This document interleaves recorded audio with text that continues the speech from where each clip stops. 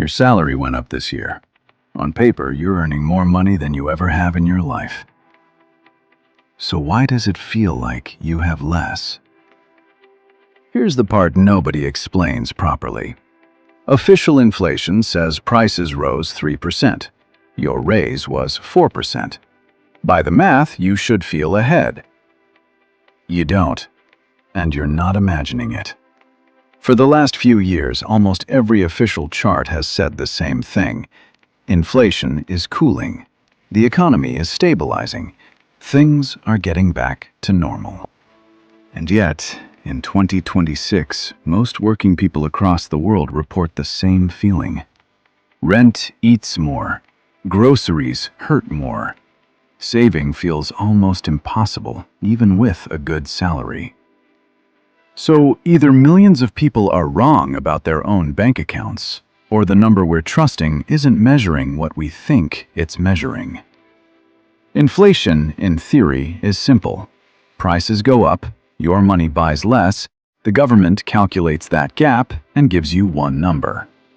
That number is called the Consumer Price Index.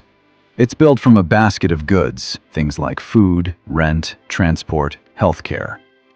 Economists track how much that basket costs every month, compare it to last year, and that becomes the headline inflation rate you see on the news. Sounds clean, sounds fair.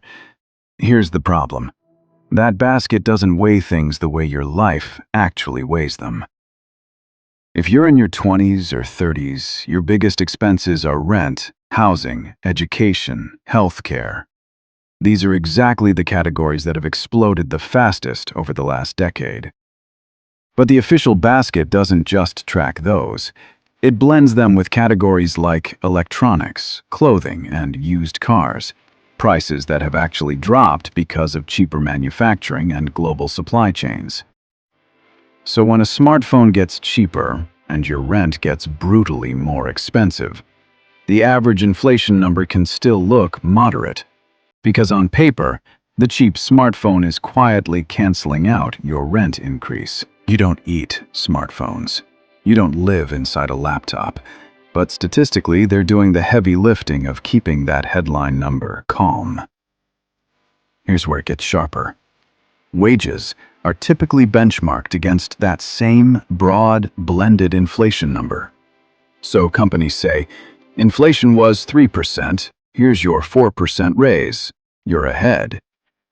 But your actual cost of living, the version built from rent, healthcare, and education, has often been rising 6, 7, sometimes 8% in the same period. That gap between official inflation and your real lived cost of living, that's the invisible tax nobody talks about. It doesn't show up on a payslip. It doesn't appear in a press conference. It just quietly eats your raise before you even notice it's gone. The headlines say wages are rising, unemployment is low, markets are strong. By every traditional measure, the economy looks healthy. The reality on the ground?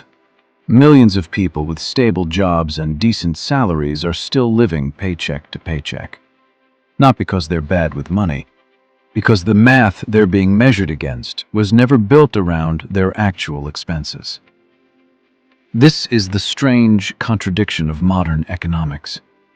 The data can be technically accurate and still completely miss how people actually feel. This isn't a glitch. It's a structural blind spot. The index was designed decades ago when housing, education, and healthcare didn't dominate a person's monthly budget the way they do now. And because policy, interest rates, wage benchmarks, government decisions all get built on top of that same flawed number, the gap doesn't just stay invisible, it compounds.